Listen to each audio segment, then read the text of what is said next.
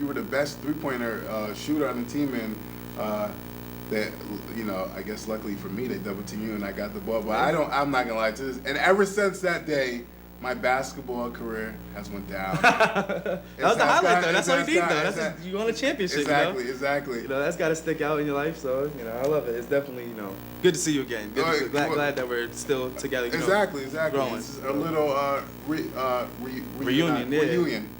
So I want to thank you for coming on the show. So you played sports in high school, and then I'm curious, what made the transition for you to set the sports alone and really focus on your music? Well, it was actually when when I graduated high school, I went to a college called Green Mountain College in Vermont, and it was that time that sticks out of my mind where I just started hearing music differently. I started listening to my favorite artists, that I've been listening to, right. And I started to think, what, this is amazing and this is great and everything, but I feel like I can make a song like this. And my dad's been a musician for over 35 years now, so that obviously has been in the family. Right. And a little actually cool little known fact was that Belle Biv DeVoe, and their song Poison. Right. I was actually in the studio while nice. that was being recorded. When they were recording it. Yeah, so and that was kind of it's cool little things you get from your life like that you realize stick with you. Is that you think that's one of the things that kind of triggered you to because pursue your music? Yeah, I was only 3 years old, but I didn't understand it then. But okay. For me, now just looking back on it in hindsight, it's just like what, that definitely stuck with me. And I just the fact that I've been around music my entire life. I've been around basketball my entire life too. Right. But music has always had that special. I've always had a special thing for music. I always would write lyrics down by myself, no one would ever know, and stuff like that. And then just after I started coming up with my own stuff, and then it was good. It was good fast. It was like one of the first times where I actually recorded a song. My first song recorded, I was 13 years old. And I just played it for all my friends, and they looked at me like I was nuts. They were like, "Yo, you had," what I'm saying? This was you, So they're very surprised. And honestly, that was what made me, okay, I'm gonna do this. I'm gonna see if I can actually do this. And then I had my I was also up in school, and I was actually on the basketball team. It's a Division III school, so I was playing Division III basketball. As a freshman, you don't get no minutes or anything like that, And then I actually, the second semester, I became ineligible because of my grades slacking, Right.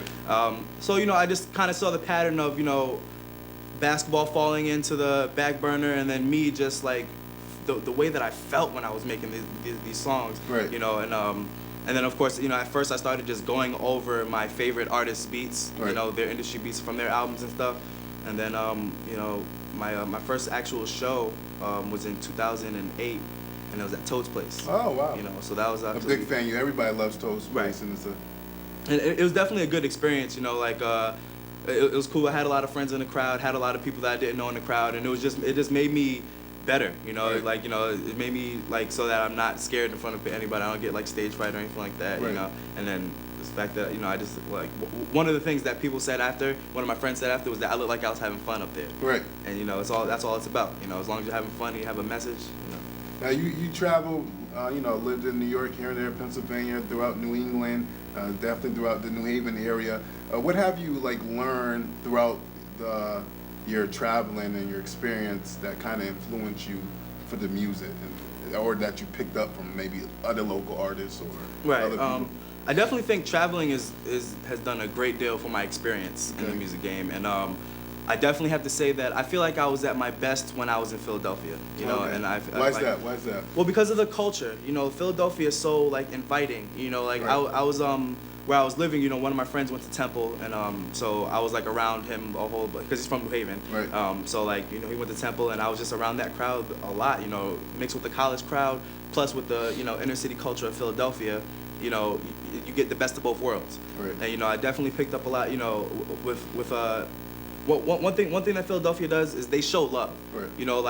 I feel like other cities, like New York, they get the hot stuff last, because New York is only gonna play what's hot, right. so it has to get hot first elsewhere for them to play it, And I just felt like they gave me a chance, right. You hear a rapper, oh, you're up and coming rapper, everybody's a rapper, right. Something like that. So, but all I want is for people to hear me, and it's having substance, you know, like going through the things that, like, a couple of experiences that I went through in Philadelphia, like just knowing that, you know, I don't know, just like little stuff like, you know, being in the lower middle class, Right. you know, like, you know, having to fend for myself, having to, you know, become an adult, you know, pretty fast.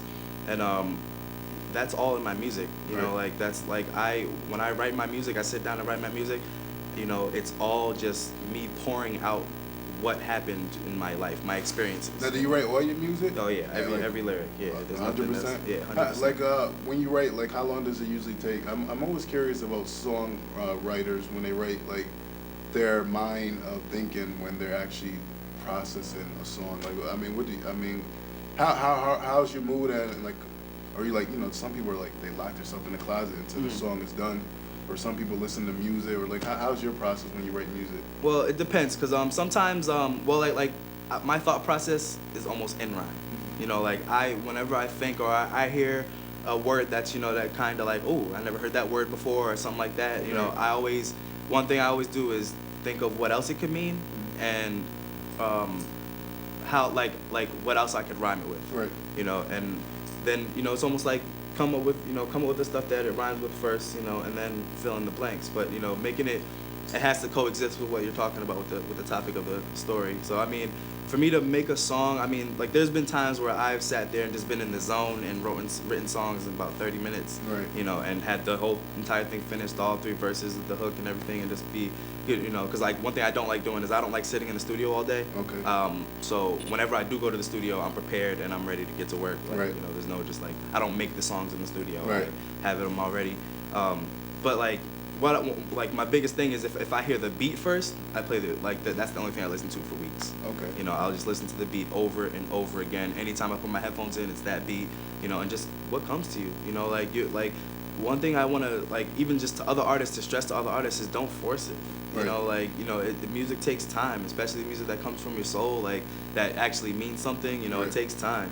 And so when stuff just comes to me, you know, that's why I always, you know, well, I used to always carry a pencil around with me, you know, but now technology's taking over, so, you know. Put it on your phone? Yeah, well, now I actually write on my iPad. Oh, nice, You know, nice. so it's definitely notebook size and it Right. carry all my notes. So, you know, now it's just like having that thing all the time, Right. any kind of thoughts that I have, you know, that's one thing that I hate. There's been plenty of times where I've thought of an amazing line, and, you know, thought of like a great concept for a song, and haven't had the chance to write it down because of what I was doing or something like that, and, you know, then later I forget, you know. Right. So, you know, to prevent that, I just always keep it with me.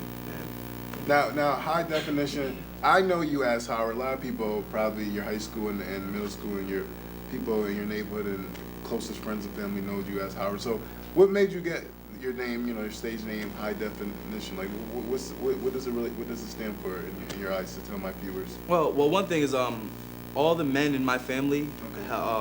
our initials are HDE. Well, You know, so, and then my dad actually came, I mean, it was like a no-brainer for him, because I told him, once he started realizing that I was going to be serious about this, Mhm. so I asked him, you know, I was like, Dad, I've been thinking about like what my stage name is going to be, and I can't come up with anything. And he looks at me 2 seconds, that's easy, high definition. wow. You know, and I go, what? You know, like I was Right. dumbfounded. I was like, how did you do that? He was like, come on, man, you're HD. Right, You know, right. like he was like, not only that, your grandfather's HD, Right. I'm HD. You know, Right, so it just right, makes sense. And I was like, you know, that's awesome. And not only that, with the way that I make my music, you know, I want you to see exactly what I'm saying, perfectly clear. You know, so and then of course. I feel like it's also a good marketing scheme with, you know, high definition televisions. You know, that's definitely a good, you know, I could definitely get a lot of, maybe some endorsements out of that. Right. You know, and you know, HD, you know, hearing things in, you know, HD is like a household thing now. Right. You know, you hear that every day.